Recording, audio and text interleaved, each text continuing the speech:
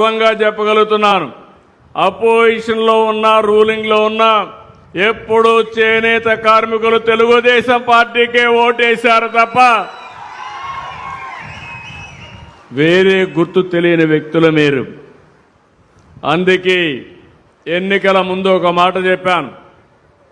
ఆ రోజు ఏ మాట చెప్పాను?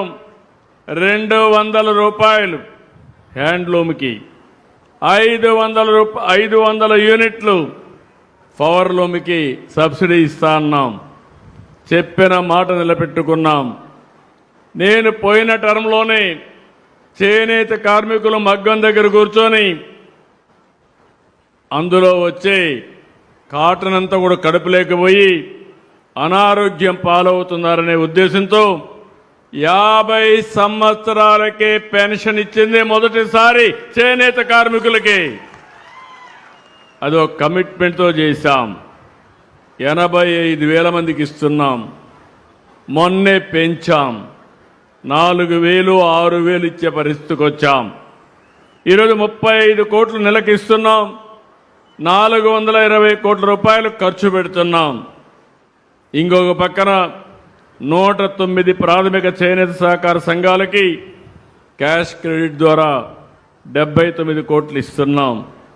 ఇవి కాకుండా స్టాల్ కస్టమర్ డెవలప్మెంట్ ప్రోగ్రాం కింద 10 కోట్లతో 10 చేనేత క్లస్టర్లని ఆమోదింపజేశాం.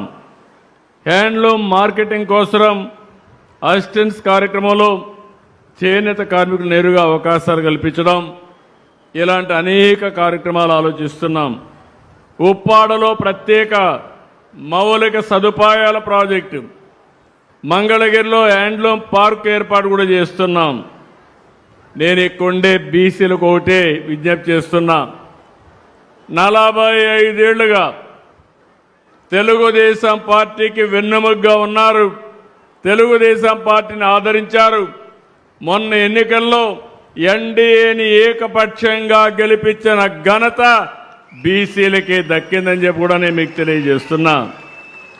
అందుకే మేము కూడా ఇది గుర్తుపెట్టుకున్నాం. ఎన్నికల ముందు మీరు గుర్తుపెట్టుకోవాలి, ఎలాంటి అత్యవసర పరిస్థితులు ఈ రాష్ట్రంలో ఉన్నాయో. ఆ రోజు నేను కానీ, జనసేన అధినేత పవన్ కళ్యాణ్ గారు కానీ, ఇంకో పక్క ప్రధానమంత్రి నరేంద్ర మోడీ గారి నాయకత్వంలో మేము ఆ రోజు మీకు ఒక హామీ ఇచ్చాం. మళ్ళీ రాష్ట్రాన్ని పునర్నిర్మాణం చేస్తామని, సూపర్ 6 అమలు చేస్తామని, ఇంకో పక్క అభివృద్ధి కూడా సమాంతరంగా అభివృద్ధి చేస్తామని, ఎవరికి ఇబ్బంది లేని పరిపాలన ఇస్తామని హామీ ఇచ్చాను. 2 ఏళ్లయింది. మీ నమ్మకాన్ని నిలబెట్టుకున్న ప్రభుత్వం ఎన్డీఏ ప్రభుత్వం అవునా కాదా అని మిమ్మల్ని అడుగుతున్నా. ఇప్పుడే వెంకట్రావు గారి మిత్రుడు ఒక మాట అన్నారు. Is very happy. 25,000 రూపాయలు ఈరోజు ఇస్తున్నాం. ఇంకో పక్కన మీరు చూస్తే 2 పిల్లలుంటే తల్లికి వందనంలో 15 × 2 30,000 రూపాయలు వస్తా ఉంది.